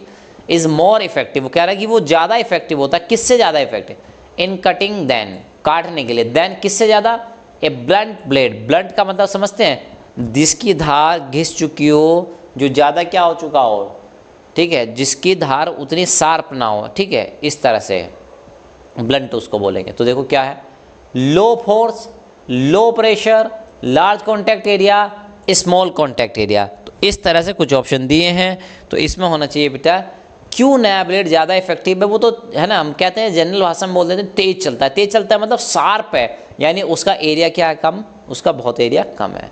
तो राइट ऑप्शन हो जाएगा बेटा क्या, लार्ज कॉन्टैक्ट एरिया या स्मॉल कॉन्टैक्ट एरिया। तो यहाँ पे 33 का हो जाएगा बेटा fourth one, that is low contact area. और इसी वजह से वो सबको काटने में भी आसानी से कामयाब हो जाता है। चलिए next, the force that cause acceleration, वो फोर्स जो एक्सेलेरेशन कॉज करता है या जिसकी वजह से एक्सेलेरेशन होता है, and keeps the body moving along, और जो जो बॉडी होती है उनको मूवमेंट में रखता है, उनको घुमाए रखता है, along the circular path, circular path में, एक्टिंग टुवर्ड द सेंटर, और कहाँ लगाता है फोर्स, ये सेंटर की तरफ खींचने की कोशिश करता है, हमेशा क्या करता है, सेंटर की तरफ खींचने की कोशिश करता है। तो इस फोर्स को क्या कहते हैं बेटा, तो इस फोर्स को कहते हैं, देखो जैसे मैं एक एग्जांपल दे दूं अगले क्वेश्चन का, तो ये एक इंसान है, इसने रस्सी बांधी हुई है पत्थर में, ये पत्थर है और ये घूम रहा है ऐसे ऐसे ऐसे करके। तो देखो भाई ये पत्थर चाहता है बाहर जाऊं, लेकिन फिर भी ये अंदर की तरफ भी बंधा रहता है, अपनी पोजीशन छोड़ के नहीं जाता। इसका मतलब एक फोर्स है जो लगा रहता है अंदर की साइड, और उसको हम क्या बोलते हैं, सेंट्रीपिटल फोर्स, यानी टुवर्ड द सेंटर। तो भाई क्या है इसका, सेंट्रीफ्यूगल फोर्स नहीं है, क्या है इसका, सेंट्रीपिटल फोर्स। क्या है 34 का बी ऑप्शन, सेंट्रीपिटल फोर्स। तो ये सही हुआ, सेंट्रीपिटल फोर्स। चलिए, the motion of the moon around the earth is, है ना, मोशन ऑफ मून, मून का मोशन अराउंड द अर्थ, अर्थ के चारों तरफ, इज ड्यू टू, किसके कारण होता है, कह रहा है सेंट्रीफ्यूगल फोर्स, तो भाई सेंटर के चारों तरफ तभी तो रहेगी जब सेंटर की तरफ एक खिंचाव बना रहेगा।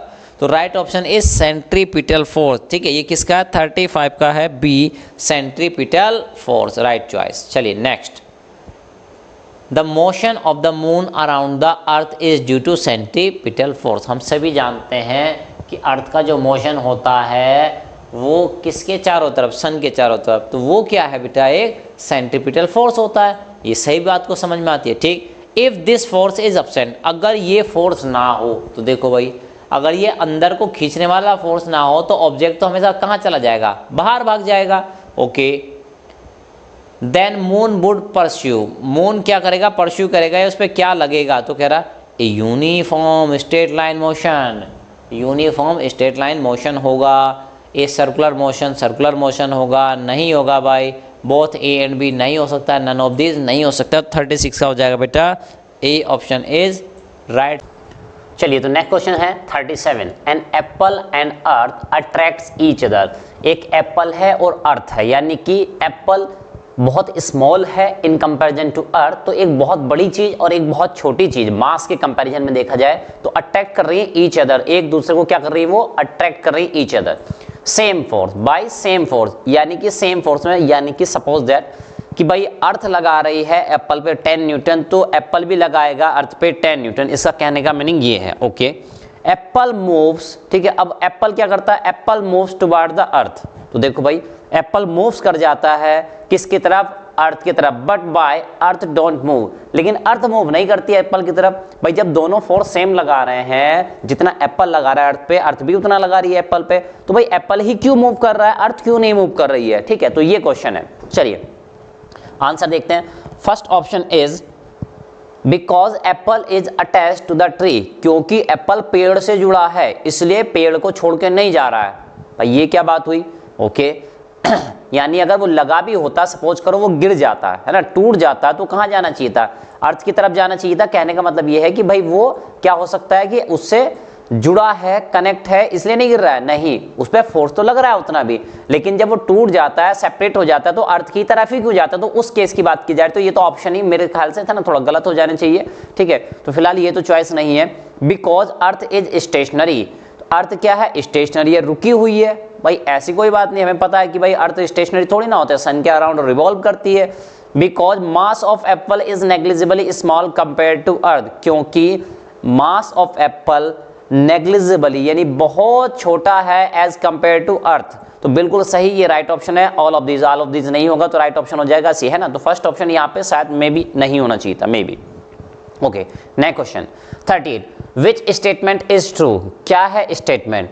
Only earth attracts all other objects in this universe. कह रहा है कि कौन सा स्टेटमेंट सही है या कौन सा स्टेटमेंट सही है, उनके बारे में बताइए। पहला स्टेटमेंट, ओनली अर्थ अट्रैक्ट्स, को केवल अर्थ जो है तो धरती है वही अट्रैक्ट करती है ऑल अदर ऑब्जेक्ट को, यानी बाकी के ऑब्जेक्ट कुछ नहीं करते, वो अट्रैक्ट नहीं करते अर्थ को। क्या ऐसा है भाई? तो ऐसा नहीं है बिल्कुल भी, तो ये गलत हो गया। Second, only sun attracts all other object, तो यहाँ पे अट्रैक्ट छूट गया है, ठीक है, तो आप ध्यान रखिएगा। Only sun attracts all other object in this universe, तो ऐसा नहीं है भाई कि ओनली अर्थ अट्रैक्ट करे, ओनली सन अट्रैक्ट करे, ऐसा कहीं नहीं लिखा है। Only earth and sun attracts all other object in this universe, कह रहा कि ओनली सन और अर्थ, केवल ये दो ही चीजें हैं जो अट्रैक्ट करती हैं, तो ऐसा भी नहीं है भाई। तो राइट ऑप्शन है all object in this universe attract each other, सभी ऑब्जेक्ट हैं वो एक दूसरे को अट्रैक्ट करते हैं, चाहे एक बेटा आंट हो, चींटी हो, छोटी सी हो और वो अर्थ हो, दोनों एक दूसरे को अट्रैक्ट करते हैं विद द सेम फोर्स। ठीक है, ये आपको ध्यान रखना है। चलिए, तो 38 का हो जाएगा बेटा D option. Next, who gave universal law of gravitation? किसने दिया था यूनिवर्सल लॉ ऑफ ग्रेविटेशन? किसने दिया था? First option Isaac Newton, second Dalton, third Berzelius and D Mendeleev. तो इनमें से किसने दिया था यूनिवर्सल लॉ ऑफ ग्रेविटेशन? तो राइट ऑप्शन हो जाएगा बेटा, इन गिवन ऑप्शंस में से राइट ऑप्शन जो है वो हो जाएगा आपका A, that is Isaac Newton. Newton का नाम आपने सुना होगा, कई बार सुना होगा। चलिए नेक्स्ट, इस क्वेश्चन को देखिए बेटा, इमेज को देखना, डायग्राम को देखना।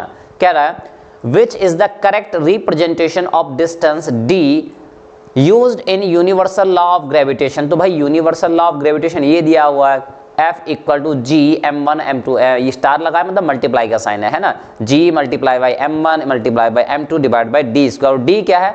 दो ऑब्जेक्ट्स के ऑब्जेक्ट्स जो होते हैं उनके बीच की क्या है? डिस्टेंस है। तो चलिए कौन सी डिस्टेंस है? तो देखो भाई, ये जो डिस्टेंस दिखाई दे रही है ये दोनों ऑब्जेक्ट के सेंटर टू सेंटर डिस्टेंस है। ये दिखाई दे रही है पहले ऑब्जेक्ट की बाउंड्री और दूसरे ऑब्जेक्ट की बाउंड्री से लेकर जो डिस्टेंस है। और डी यानी बिल्कुल लास्ट पॉइंट पहले ऑब्जेक्ट का और ये भी लास्ट पॉइंट ऑब्जेक्ट का, ये तीसरी डिस्टेंस है। तो इनमें से ये जो डी होता है ये कौन सी वाली होती है? ठीक है, तो यानी बिल्कुल ऐसा नहीं है कि आप लोगों ने नहीं पढ़ा है या देखा नहीं है, तो देखा है। तो आपको ध्यान रखना है ये जो डिस्टेंस होती है सेंटर टू सेंटर डिस्टेंस होती है, यानी जिन दो ऑब्जेक्ट के बीच में फोर्स लग रहा है उनके सेंटर से लेकर दूसरी वो ऑब्जेक्ट के सेंटर तक की डिस्टेंस होती है। यानी कि राइट ऑप्शन होना चाहिए बेटा क्या यहाँ पे? 10 मीटर। क्या होना चाहिए? 10 मीटर। तो I think A option is correct. चलिए नेक्स्ट क्वेश्चन पे चलते हैं। Gravitation force of attraction between two object is F. दो ऑब्जेक्ट के बीच जो ग्रेविटेशन अट्रैक्शन फोर्स है वो कितना है? एफ है। अच्छी बात। If both the masses are double, अगर दोनों मासेस को डबल कर दिया जाता है, and distance between them is half, और डिस्टेंस को कितना कर दिया जाता है? हाफ, तो नया ग्रेविटेशन फोर्स कितना होगा? यानी अभी जो है वो एफ है, ठीक है, अभी कितना है? एफ है। तो भाई उनके बीच एक ग्रेविटेशन कांस्टेंट आता है ये जी, वो तो सेम ही रहने वाला है। ये होता है m1, दूसरा होता है क्या? m2, और तीसरा की चीज क्या चीज होती है बेटा? d, यानी दोनों के बीच की जो डिस्टेंस होती है उसका स्क्वायर। अब आप खुद समझिए, कह रहा 12 if both the masses are double, दोनों मासेस को डबल कर दिया, यानी m2 की जगह लिख दिया है 2m2, यानी 2 × 2, तो एक तो यहाँ आ गया, और कह रहा है d, और डिस्टेंस को क्या कर दिया गया? हाफ। तो यानी पहले d की जगह अब हमने क्या रख दिया बेटा? d/2 रख दिया। क्या कर दिया? d/2। जब उसका स्क्वायर करेंगे तो बेटा नीचे क्या आ जाएगा? नीचे बन जाएगी एक वैल्यू 1/4, और ये जब 1/4 ऊपर जाएगा तो देखिए क्या हो जाएगा? एक ये 4 ऊपर जाएगा, एक 2 है, ये 2 है, तो ये हो जाएगा 2 × 2 × 4, दैट इज 16। तो I think D option is correct, that is 16f। तो पहले से 16 गुना हो जाएगा, 16 टाइम्स हो जाएगा। Next, the value of g was found, ये यहाँ पे found है ना, इसको करेक्ट कर लेंगे, found out by, यानी जो कैपिटल जी होता है यूनिवर्सल कांस्टेंट हम जिसको कहते हैं, यूनिवर्सल ग्रेविटेशनल कांस्टेंट जिसको कहते हैं, इसकी वैल्यू फाउंड किसने की थी भाई, ये पूछ रहा है आपसे।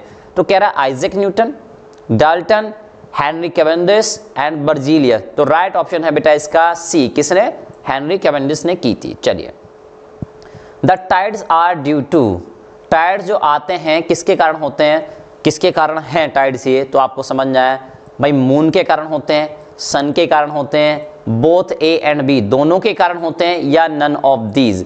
तो देखो भाई नन ऑफ दीज नहीं है, बोथ ए एंड बी हो जाएगा इसका राइट ऑप्शन। 43 का बेटा C option is correct. Next, free fall means, कह रहे हैं कि फ्री फॉल मीन्स, इस पे बहुत क्वेश्चन बनते हैं और खासकर एमसीक्यू क्वेश्चन तो बहुत बनते हैं, और केवल 9th क्लास में नहीं, आगे फर्दर 12th में आप जाएंगे, उसके बाद कंपटीशन लेवल पे भी जाते हैं तो वहां भी बहुत क्वेश्चन बनते हैं फ्री फॉल पे। तो देखो क्या है free fall means, free fall का मतलब क्या है, कह रहा there exist the force of gravitation only, कि वहां पे केवल ग्रेविटेशन फोर्स ही लगे, वही एग्जिस्ट करता और कोई ना हो। ये बिल्कुल सही सा लग रहा है।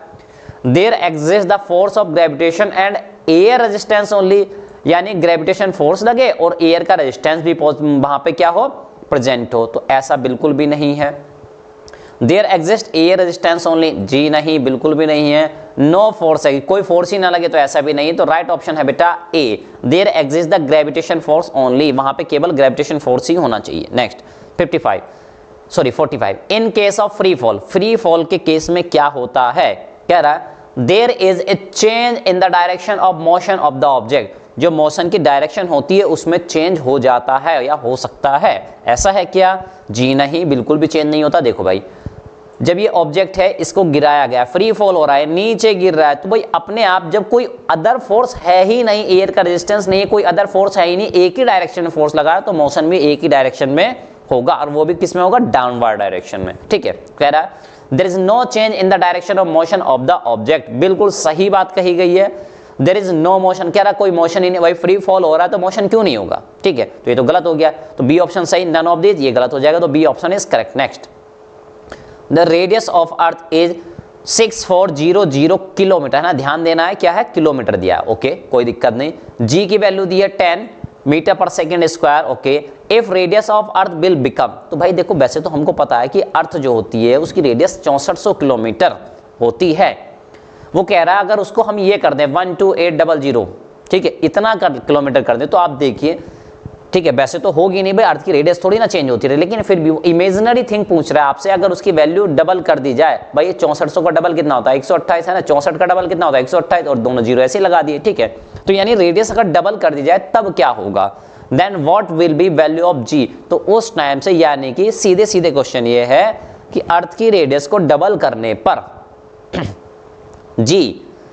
जी में क्या फर्क पड़ जाएगा, क्या आधा हो जाएगा, डबल हो जाएगा। तो भाई देखो, जी का फॉर्मूला होता है ये, और जी इक्वल टू क्या होता है बेटा, G M divide by R square. तो देखो भाई, हमसे कहा गया है कि रेडियस को डबल करना है, मास को टच भी नहीं करना, जिसके बारे में जिक्र ही नहीं उसको छेड़ेंगे भी नहीं हम। ठीक है, और आपको ध्यान रखना है ये आर स्क्वायर, तो आर स्क्वायर है तो मतलब रेडियस को डबल कर दो। तो भाई रेडियस को डबल करोगे तो यहाँ आर की जगह 2r आएगा, 2r का है ना स्क्वायर करोगे तो क्या जाएगा 4r स्क्वायर, तो नीचे क्या जाएगा 4, यानी पहले जितनी जी की वैल्यू रही होगी उसकी 1/4 हो जाएगी। तो पहले कितनी दी थी क्वेश्चन में, ये दी थी 10, तो 10 का 1/4 कितना हो जाएगा 2.5। तो right option is D. Next, seat of paper and stone, एक पेपर है ना, सीट ऑफ पेपर है एंड स्टोन, दो चीजें हैं, स्टोन है और एक सीट ऑफ पेपर है। तो डेफिनेटली भाई स्टोन भारी होगा, है ना, उसका मास ज्यादा है, उसका वेट भी ज्यादा है। Okay, will reach at the same time on the ground, वो दोनों ग्राउंड पे, यानी उनको किसी पर्टिकुलर प्लेस से छोड़ा गया, कि पर्टिकुलर हाइट से गिराया गया, तो वो दोनों क्या होते हैं, सेम टाइम पे पहुंचते हैं, कहां पे, ग्राउंड पे। ओके, तो क्या होगा, both are following in open atmosphere. ठीक है, यानी कि वो कह रहा है कि दोनों सेम टाइम पे पहुंचेंगे, कब, जब बोथ आर फॉलिंग, जब दोनों गिर रहे हैं या गिराया जा रहा है इन ओपन एटमॉस्फेयर। ओपन एटमॉस्फेयर मतलब जिसमें हम रह रहे हैं ना, ऐसे ही खुली हवा में, खुली सड़कों पे, बाहर ऐसे घूम रहे हैं, तो ऐसे एटमॉस्फेयर बात कर रहा है। Both are falling in closed room, ठीक है, कि भाई सेम टाइम पे पहुंचेंगे जब दोनों को गिराया जाता है क्लोज, बंद कमरे में। भाई बंद कमरे में है तो वहां पे एयर वगैरह नहीं होगी क्या? होती है भाई। बंद कमरे का मतलब ये थोड़ी ना कि बिल्कुल ही आपने वैक्यूम क्रिएट कर दिया। Okay next, both are falling in a jar, एक जार में अगर गिराया जाए from which air is sucked out, और उसमें एयर को सक्ड यानी बाहर निकाल दिया गया है, तब ऐसा होगा। बिल्कुल सही बात है, यही ऐसा होगा and D option is wrong also. तो दिस इज 47 का हो जाएगा बेटा C. Next question, choose the correct statement, सही स्टेटमेंट को सेलेक्ट करना है आपको। क्या कह रहा है? Mass not changes place to place, mass place to place change नहीं होता। बिल्कुल सही बात है भाई, मास चेंज नहीं होता, वेट चेंज होता है। चलिए, weight not changes place to place, भाई वेट चेंज नहीं होता प्लेस टू प्लेस, होता है बेटा, पोल्स पे कुछ अलग होता है, इक्वेटर पे कुछ अलग होता है, तो दूसरा स्टेटमेंट हो गया गलत। नेक्स्ट है बोथ ए एंड बी, ठीक है, तो भाई बोथ ए एंड बी कैसे हो जाएगा? जब बी वाला गलत हो गया तो ये भी गलत हो गया, नन ऑफ दीज वाला तो होगा ही नहीं, तो ए स्टेटमेंट तो हमारा सही है, तो 48 का क्या हो जाएगा बेटा? ए हो जाएगा। Next question, okay, the force on an object with which it is attracted towards the earth is known as, भाई फोर्स ऑफ एन ऑब्जेक्ट, किसी ऑब्जेक्ट पे लगने वाला फोर्स विद विच, और कौन सा फोर्स? जिसके कारण, which it attracted towards the अर्थ, जिसके कारण वो अर्थ की तरफ अट्रैक्ट होता है, या अर्थ जिसको खींच रही है ना, अर्थ उस ऑब्जेक्ट को खींच रही है किसी फोर्स से, तो उस फोर्स को क्या कहते हैं? Known as. कह रहा है मास ऑफ द ऑब्जेक्ट, भाई फोर्स है तो मास कहां से आ जाएगा? इनर्शिया ऑफ द ऑब्जेक्ट, जी नहीं। वेट ऑफ द ऑब्जेक्ट, उसको क्या कहते हैं? वेट ऑफ द ऑब्जेक्ट कहते हैं, डी हो जाएगा रॉन्ग। तो यानी कि आपको ध्यान रखना है, अर्थ किसी ऑब्जेक्ट को जिस फोर्स से अपनी तरफ खींचती है उसको कहते हैं हम वेट ऑफ द ऑब्जेक्ट। तो 49 का हो जाएगा बेटा C option is correct. Next 50 question, the value of gravitational constant G is, कह रहा है कि ग्रेविटेशनल कांस्टेंट जो जी होता है उसकी वैल्यू कितनी होती है? तो चलिए देखते हैं कितनी होती है। पहला ऑप्शन 6.67 इंटू 10 टू की पावर -10 न्यूटन मीटर पर किलोग्राम स्क्वायर।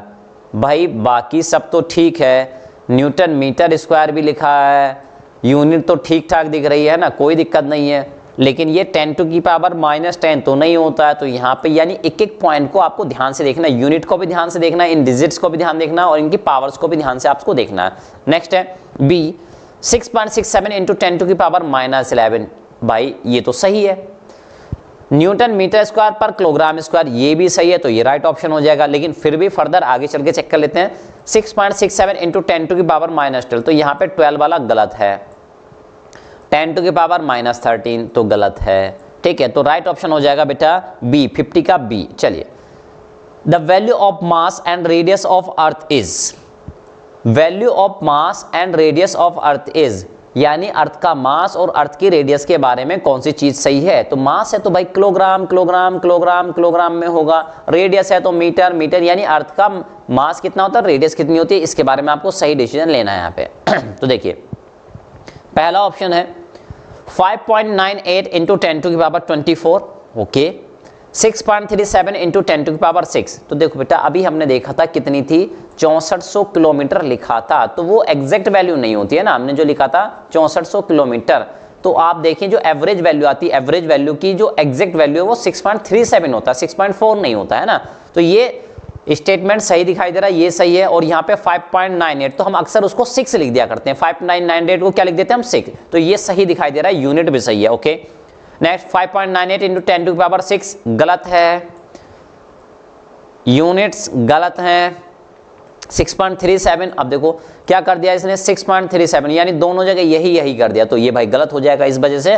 और 5.98 इंटू 10 टू की पावर -24, पावर्स में गलत लगा दिया भाई, इतना कम मास होता है क्या अर्थ का, माइनस में चली गई पावर, नहीं हो सकता, ठीक है। और रेडियस भी माइनस में चली जाएगी क्या, पावर देखो इसकी माइनस में चली गई, यानी बहुत छोटी वैल्यू आने वाली है, तो ये तो नहीं होगा, ठीक है। तो राइट ऑप्शन कौन सा हो जाएगा बेटा 51 का ए ऑप्शन। नेक्स्ट क्वेश्चन है the value of mass and radius of moon is, ठीक है, mass and radius of moon. अब भाई पहले अर्थ की बात कर रहा था, अब किसकी बात कर रहा है, मून, तो मून का मास बताना है, मून की रेडियस बतानी है। तो देखो भाई कितने सारे ऑप्शन दिए हैं, ठीक है, ये दिया 7.36 इंटू 10 टू की पावर 22 इंटू 6.37 इंटू 10 टू की पावर 24। भाई ये 6.37 ये तो हमें अर्थ का लग रहा है कुछ, है ना, ध्यान आ रहा कुछ, और इसमें भी पावर कुछ अजीब सी लग रही है ना, तो ऐसा तो था नहीं, तो देखो भाई ये तो गलत हो गया।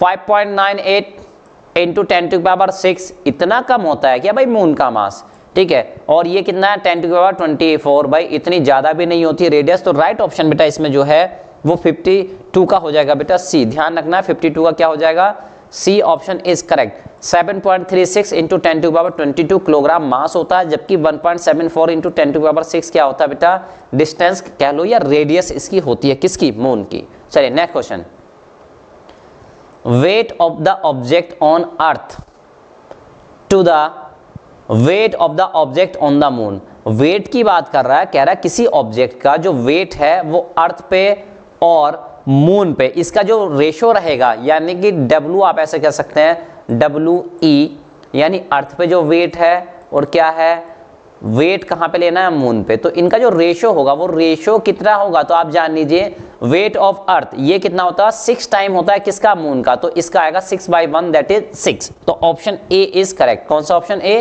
करेक्ट है। चलिए, the net force in a particular direction, किसी डायरेक्शन में किसी दिशा में लगने वाला नेट फोर्स, नेट फोर्स में टोटल फोर्स, यानी जोड़ जाड़ के तोड़ ताड़ के सब बराबर करके जो रिजल्टेंट आ रहा है नेट फोर्स है ना, उसकी बात कर रहा है। और किस डायरेक्शन में, डायरेक्शन को यहाँ पे मेंशन किया है, perpendicular to the surface is called, उसको क्या कहते हैं हम, कह रहा है कि प्रेशर कहते हैं। बिल्कुल नहीं भाई, प्रेशर तो क्या होता है, फोर्स डिवाइड बाय एरिया होता है, तो प्रेशर तो होगा नहीं। स्ट्रेस का फॉर्मूला भी क्या कहते हैं आपका, फोर्स डिवाइड बाय एरिया, लेकिन internal force divide by area होता है।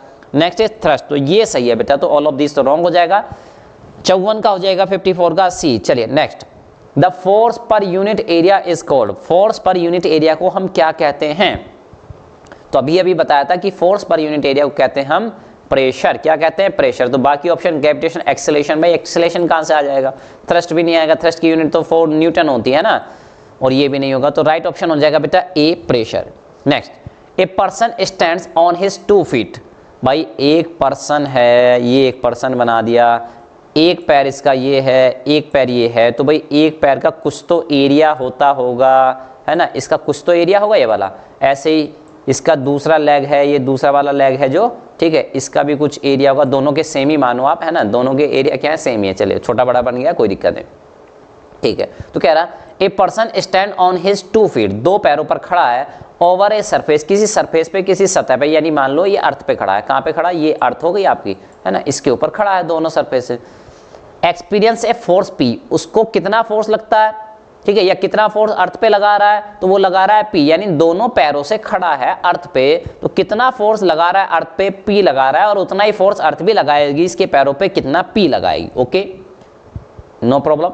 Now the person stands on only 1 foot, अगर एक पैर पे खड़ा हो जाता है, ठीक है, अगर किस पे खड़ा हो जाता है, एक पैर पे, यानी एक पैर उसने अपना हवा में कर लिया या कुछ भी कर लिया उसने, he would experience a force of magnitude, तब उस पे कितना फोर्स लगेगा, या वो अर्थ पे कितना फोर्स लगाएगा। तो ऑप्शन है P/2, यानी पहले से आधा, P जितना पहले लगा रहा था उतना ही फोर्स लगाएगा, 2P जितना पहले फोर्स लगा रहा था उससे डबल लगाएगा, या 4P जितना पहले फोर्स लगा रहा था उससे 4 गुना लगाएगा। तो राइट ऑप्शन है बेटा P। तो यहां पे ध्यान रखिएगा, उसने फोर्स के बारे में बात की थी, किसके बारे में बात की थी, फोर्स के, यहां पे प्रेशर के बारे में बात नहीं की थी, है ना। प्रेशर की बात करूं मैं तो प्रेशर क्या हो जाता है बेटा, फोर्स डिवाइड बाय एरिया, यानी एक पैर पे होगा तो उसका एरिया आधा हो जाएगा, यानी फोर्स, तो प्रेशर क्या होना था, डबल। लेकिन आप ध्यान रखिएगा, पहली चीज उसने आपको कंफ्यूज करने के लिए फोर्स को रिप्रेजेंट किया है पी से, और पी क्या है, फोर्स है, तो फोर्स पे कोई इफेक्ट नहीं पड़ेगा, वो उतना ही रहने वाला है। चलिए, person stands on his 2 feet, अब ठीक वैसा ही क्वेश्चन, एक पर्सन खड़ा हुआ है अपने 2 पैरों पर over a surface and experience A pressure, अब क्या कहा उसने, प्रेशर, क्या कहा, P। Now the person stands on only 1 foot, अब केवल एक पैर पे खड़ा है, he would experience A pressure of magnitude, अब वो कितना प्रेशर एक्सर्ट करेगा, लगाएगा, उसको कितना प्रेशर फील होगा। तो आप समझिएगा, ये हो जाएगा बेटा, कितना हो जाएगा, क्या 4P हो जाएगा, क्या 2P हो जाएगा, क्या P हो जाएगा, या P/2। तो राइट ऑप्शन हो जाएगा बेटा 2P, ठीक है, क्या हो जाएगा, 2P, क्योंकि एरिया आधा हो गया तो प्रेशर डबल हो जाएगा। तो अभी डिस्कस हम किए थे जस्ट। चलिए नेक्स्ट क्वेश्चन, फ्लूइड मीन्स, जो फ्लूइड होता है उसका मीनिंग क्या होता है, मतलब क्या चीज है उसमें, लिक्विड्स ओनली, क्या उसमें केवल लिक्विड इंक्लूड होते हैं, गैसेज ओनली, क्या ओनली गैसेज इंक्लूड होती हैं, बोथ लिक्विड एंड गैसेज दोनों होते हैं, या नन ऑफ दीज। तो राइट ऑप्शन है बेटा, फ्लूइड मीन्स होता है लिक्विड भी हो सकते हैं, गैसेज भी हो सकती है, तो दोनों हो सकते हैं, तो that's why C option is correct. Next question, pressure at a point in the liquid is, जो प्रेशर होता है लिक्विड के अंदर किसी पॉइंट पे, उसके बारे में बात कर रहा है। सेम इन ऑल डायरेक्शन, सभी डायरेक्शन में सेम होता है। Greater in the upward direction, upward direction में ज्यादा होता है। Greater in the downward direction, तो बेटा उसने कहा किसी पॉइंट पे, है ना। किसी पॉइंट का मतलब आप समझिए यहाँ पे, ये देखो बेटा ये है आपका एक पॉइंट, तो इस पॉइंट पे चाहे वो इस डायरेक्शन में ले लो, चाहे वो इस डायरेक्शन में ले लो, चाहे वो इस डायरेक्शन में ले लो, चाहे इस डायरेक्शन, यानी ये अपवर्ड नहीं जा रहे हैं, यानी उसी सतह पे, यानी सतह का मतलब ऐसे हो गया देखो बेटा, है ना, उसी सरफेस पे, यानी जैसे ये सरफेस है, ऊपर वाली सतह दिखाई दे रही है आपको सरफेस, ये ऊपर वाली सतह है, तो इधर, है ना, इधर, इधर, है ना, इधर, इधर, सभी डायरेक्शन में क्या हो जाता है सेम, ये कि हाइट सेम रहती है। तो हाइट ना चेंज करे तो वो नहीं होगा। Greater in the downward direction, नीचे की डायरेक्शन में, तो भाई ऐसा ये तो है सही कि भाई ज्यादा होता है डाउनवर्ड डायरेक्शन में, लेकिन वो कह रहा है एट ए पॉइंट, तो जब पॉइंट है तो डायरेक्शन है ना, डाउनवर्ड डायरेक्शन कैसे हो सकती है, ठीक है। तो इस अकॉर्डिंग देखा जाए तो यहाँ पे कंफ्यूजन हो सकता है, बस आपको ध्यान रखना है it is same in all direction. चलिए next question, next 60, when an object is immersed in liquid, जब किसी ऑब्जेक्ट को इमर्स कर दिया जाता है, डुबोया जाता है, किसमें, लिक्विड में, upward thrust acting on the object, एक ऑब्जेक्ट पे, उस ऑब्जेक्ट पे अपवर्ड फोर्स लगता है, ठीक है, जिसको हम थ्रस्ट कहते हैं, इज नोन एज, उसको हम क्या कहते हैं, कह रहा ग्रेविटेशन फोर्स कहते हैं, बायोंसी फोर्स कहते हैं, वेट ऑफ द ऑब्जेक्ट कहते हैं, नन ऑफ दीज। तो राइट ऑप्शन है बेटा बायोंसी फोर्स। तो यानी बायोंसी की बेसिक डेफिनेशन यहाँ पे पूछ रहा था आपसे, तो राइट ऑप्शन हो जाएगा 60 का बी। चलिए next 61, an object is immersed in a fluid, now consider the following fact in general condition, यानी कह रहा है कि एक ऑब्जेक्ट है, जब उसको डुबोया जाता है किसी फ्लूइड में, फ्लूइड मतलब लिक्विड भी हो सकता है, गैस भी हो सकता है, now consider the following fact in general condition, सामान्य अवस्थाओं में, यानी एक्सेप्शन तो कुछ भी हो सकता है, लेकिन जनरल कंडीशन की बात कर रहा है। क्या कह रहा है, वेट एक्ट्स डाउनवर्ड, जो वेट होता है किसी भी चीज का, भार होता है, वो लगता है डाउनवर्ड डायरेक्शन में, while buoyancy force act upward, और बायोंसी फोर्स अपवर्ड डायरेक्शन में लगता है। बिल्कुल सही बात कही है, लेकिन फिर भी आगे है ना, ए ऑप्शन तो हमें सही लग रहा है, लेकिन फिर भी आगे चल के देख लेते हैं। Weight acts upward, weight upward लगता है, गलत, यहीं पे गलत हो गया। वेट एक्ट्स डाउनवर्ड, डाउनवर्ड लगता है, चलिए आगे देखते हैं। Buoyancy force also act downward, कह रहा है बायोंसी फोर्स भी डाउनवर्ड लगता है, बिल्कुल गलत हो गया। वेट एक्ट्स अपवर्ड, अपवर्ड कहां लगता है वेट, तो right option A. Next, select the correct statement, correct statement का सिलेक्शन करना है आपको। क्या है, objects of density less than that of liquid floats on the liquid, यानी ऑब्जेक्ट जिनकी डेंसिटी लेस होती है, कम होती है, जो कम भारी होते हैं, देन दैट ऑफ लिक्विड, जिस लिक्विड में उतरना है उनको, ये डुबोना जा रहा है, ठीक है, तो वो क्या करते हैं, अगर उनकी डेंसिटी कम है तो वो क्या करेंगे, फ्लोट करेंगे, तैरेंगे। बिल्कुल सही बात कही गई है, क्या कही गई है, बिल्कुल सही बात कही गई है, तो ए स्टेटमेंट तो सही दिख रहा है हमको। The object of density greater, जिनकी डेंसिटी ज्यादा होती है, यानी ज्यादा हैवी होते हैं, उस लिक्विड से सिंक इन द लिक्विड, वो लिक्विड में डूब जाते हैं, तो भाई दूसरा स्टेटमेंट भी सही है। Next C, both and A and B are false, दोनों गलत हैं, जी नहीं, गलत तो नहीं, सही है दोनों, both A and B are true, दोनों क्या है, ट्रू है, तो ये स्टेटमेंट यहाँ पे क्या हो जाएगा बेटा, करेक्ट हो जाएगा, both A and B are true. चलिए next question, weight of an object in air is 10 newton, ठीक है, यानी किसी ऑब्जेक्ट का जो वेट है वो एयर में यानी हवा में कितना, 10 न्यूटन है। What will B its weight in water, इसका वाटर में वेट कितना होगा, यानी एयर में मेजर कर रहे हैं, तोल रहे हैं, तो आ रहा है 10 न्यूटन एयर में, ठीक है। अब देखो भाई ये हो गई आपकी एयर, ठीक है, अब उसको वाटर में अगर तोला जाए तो कितना आएगा भाई, 10 न्यूटन से कम आएगा, 10 न्यूटन से ज्यादा आएगा, क्या होगा, तो बेटा देखो जब पानी में आप तोलोगे, वाटर में मेजर करोगे, तो वाटर लगाएगा ज्यादा बायोंसी फोर्स, ठीक है, वाटर क्या लगाएगा, ज्यादा बायोंसी फोर्स, जो लिक्विड जितना ज्यादा हैवी भारी, वो उतना ही ज्यादा बायोंसी फोर्स लगाएगा उस पर्टिकुलर ऑब्जेक्ट पे। तो क्या कह रहा है भाई, ज्यादा बायोंसी फोर्स लगाएगा तो हमको वेट या तराजू जो भी आपने मेजर की है बीइंग बैलेंस, उसको वेट कब महसूस होगा, तो कह रहा है मोर देन 10 न्यूटन, गलत बात, लेस देन, ये सही है, 10 न्यूटन तो हो नहीं सकता, इनफाइनाइट हो नहीं सकता, तो that's why B option is correct. 63 का हो जाएगा बेटा बी ऑप्शन। चलिए नेक्स्ट क्वेश्चन पे चलते हैं। When a body is immersed in fully or partially in fluid, जब किसी बॉडी को फुली यानी पूरी तरह से डुबो दिया जाता है, या पार्शियली यानी थोड़ा डूबा थोड़ा बाहर निकला, फ्लूइड है ना, किसमें, फ्लूइड में, it experience an upward force, ये एक फोर्स एक्सपीरियंस करती है ऊपर की दिशा में, इज इक्वल टू, ये कितना होता है, वेट ऑफ द फ्लूइड, और फ्लूइड के वेट के बराबर होता है। कौन सा फ्लूइड, डिस्प्ले, जिस फ्लूइड को उसने हटा दिया है। यानी भाई ऐसे समझो, आपने क्या किया, यहाँ पे फ्लूइड बनाया है, कोई लिक्विड भरा हुआ है, ठीक है, आपने कोई ऑब्जेक्ट इसमें डुबोया, तो आप इसको इसमें जब डुबोगे तो ये जो लिक्विड होगा कुछ वहां से डिस्प्लेस हो जाएगा। कितना हो जाएगा भाई, जितना इसका साइज होगा, ठीक है, उतना डिस्प्लेस हो जाएगा। तो देखो भाई, जो वो लिक्विड डिस्प्लेस हुआ उसका जो वेट होता है, यानी डिस्प्लेस लिक्विड का जो वेट होता है वो बायोंसी फोर्स के यानी अपवर्ड फोर्स के इक्वल होता है, ठीक है। इसको हम कहते क्या है, दिस इज नोन एज, ये क्या कहा जाता है, कह रहा Archimedes principal. Okay, Newton second law नहीं हो सकता, Newton third law action reaction वाला था, नहीं हो सकता, डाल्टन प्रिंसिपल नहीं हो सकता, that's why A option is correct, Archimedes principal, ठीक है। तो यही क्या बेटा हमारा आर्किमिडीज प्रिंसिपल है। Next, the unit of densities, density की यूनिट पूछ रहा है।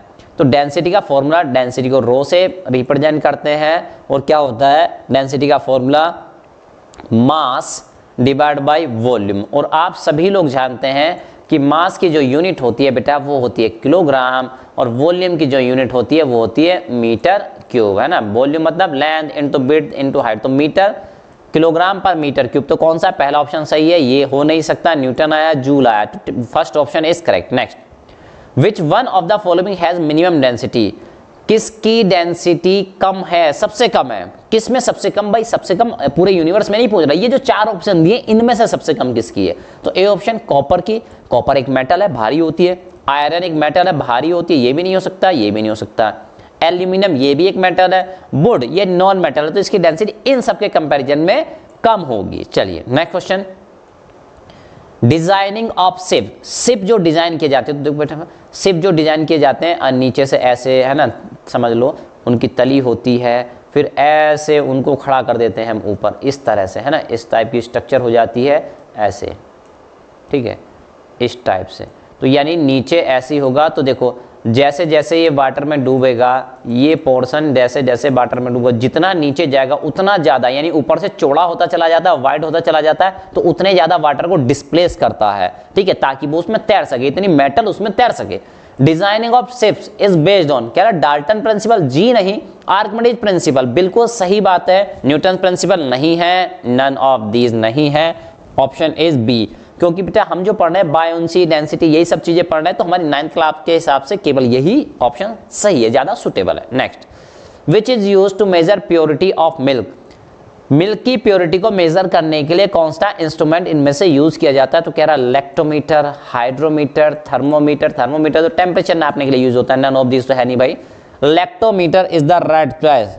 68 का हो जाएगा बेटा ए, लैक्टोमीटर। तो ध्यान रखना है, मिल्क की प्योरिटी को चेक करने के लिए बेसिकली डेंसिटी वाले कॉन्सेप्ट पे ये बेस्ड होता है, ठीक है। तो प्योरिटी ऑफ मिल्क किससे चेक की जाती है, लैक्टोमीटर से चेक की जाती है। चलिए next, which is used to measure density of liquid, density of liquid को किससे चेक करते हैं, तो भाई लैक्टोमीटर तो प्योरिटी को चेक करता था, हाइड्रोमीटर, थर्मोमीटर, तो hydrometer is the right choice. चलिए नेक्स्ट, लास्ट क्वेश्चन है, the ratio of density of substance to the density of water, यानी कि किसी ऑब्जेक्ट की जो डेंसिटी है ऑब्जेक्ट की divide by density of water, किसकी, डेंसिटी ऑफ वाटर। इस चीज को क्या कहते हैं, इस रेशियो को कहते क्या है, कह रहा है कि डेंसिटी कहते हैं, नहीं भाई डेंसिटी का तो रेशियो है। प्रेशर कहते हैं, नहीं, प्रेशर तो फोर्स डिवाइड बाय एरिया हुआ करता था। रिलेटिव डेंसिटी, तो ये बिल्कुल राइट ऑप्शन है, नन ऑफ दीज होगा नहीं, तो 70 का हो जाएगा बेटा D, sorry C option, relative density. तो इस तरह से हमने क्वेश्चन देखे, ठीक है, बहुत सारे क्वेश्चन हमने करे। अब हम क्या करने वाले हैं भाई, देखो इस तरह से हमने जैसे इस चैप्टर के क्वेश्चन किए थे, इसी तरह से और भी चैप्टर के क्वेश्चन हम लेके आएंगे आपके पास। और इंटरेस्टिंग वीडियो देखने के लिए देखते रहिए हमारा चैनल पढ़ाई लिखाई विद मी।